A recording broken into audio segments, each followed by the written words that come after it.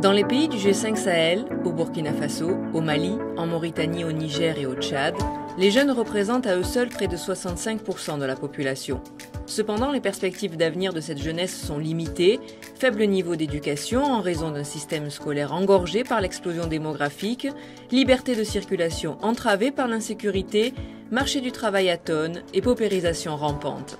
Reste l'action associative et politique qui nécessite néanmoins que les organisations de jeunesse renforcent leur capacité à formuler leurs griefs et à définir leurs besoins et leurs attentes de manière constructive et participative.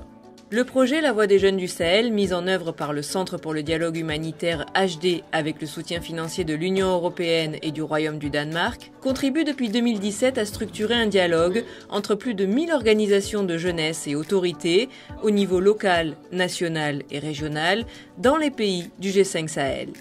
De ce dialogue est ressortie une compréhension partagée des enjeux liés à l'éducation et à la formation professionnelle, aux opportunités économiques, à la radicalisation, à la paix et à la sécurité. En tant que jeunes, nous avons eu la chance d'avoir un tribune avec nos autorités pour qu'on puisse discuter des différentes thématiques.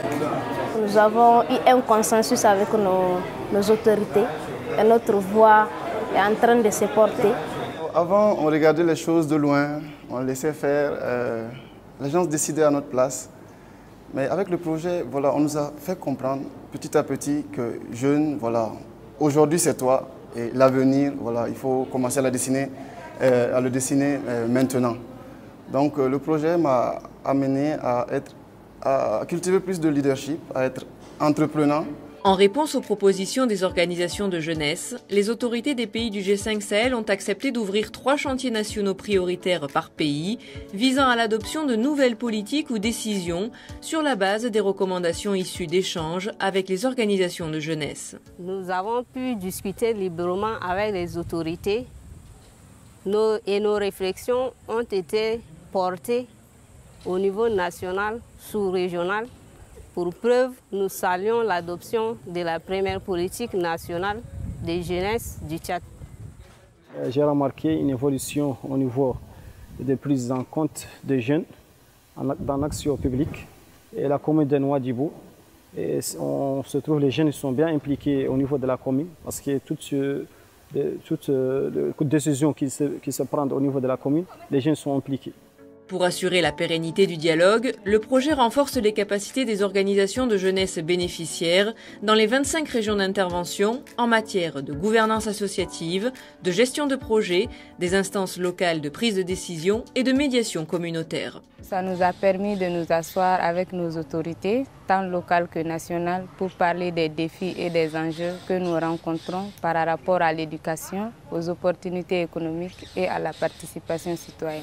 Par pays, entre 14 et 15 points focaux issus des ministères et des institutions sont impliqués dans la mise en œuvre du projet et concourent à la concrétisation des espaces de dialogue nationaux prioritaires ouverts par les autorités en réponse aux attentes des jeunes. Les points focaux sous la coordination des ministères en charge de la jeunesse, des sports et de l'emploi sont alors indispensables, bien évidemment en tant que décideurs politiques et administratifs à la concrétisation des chantiers prioritaires.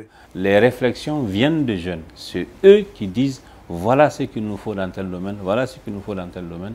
Et je pense que nous pourrons aisément faire face aux besoins de quelqu'un qui dit voilà son besoin, ce n'est pas à nous de déterminer cela.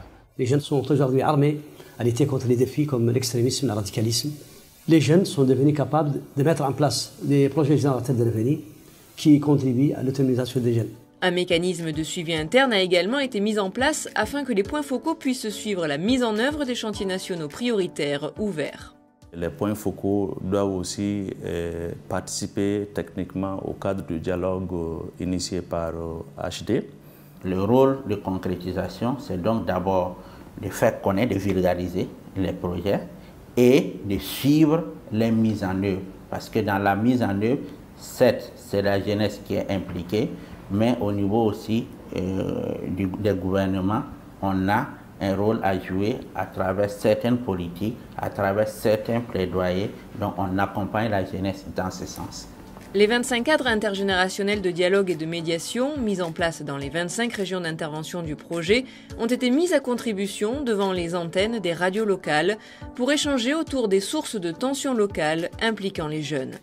Sur le plan purement démographique, les jeunes sont beaucoup plus nombreux que nous. Et sur le plan qualitatif, ils sont beaucoup plus réceptifs au changement. Donc de ce point de vue, il est important qu'il y ait ce dialogue intergénérationnel entre eux et nous. Entendre la voix des jeunes à la radio et qui parlent des problèmes d'insécurité, d'incivisme et tout ce qui s'insuit dans ce pays, je pense que ça contribue énormément à réduire un tant soit peu les tensions sociales qui existent surtout en ce moment. La gestion des conflits en milieu scolaire.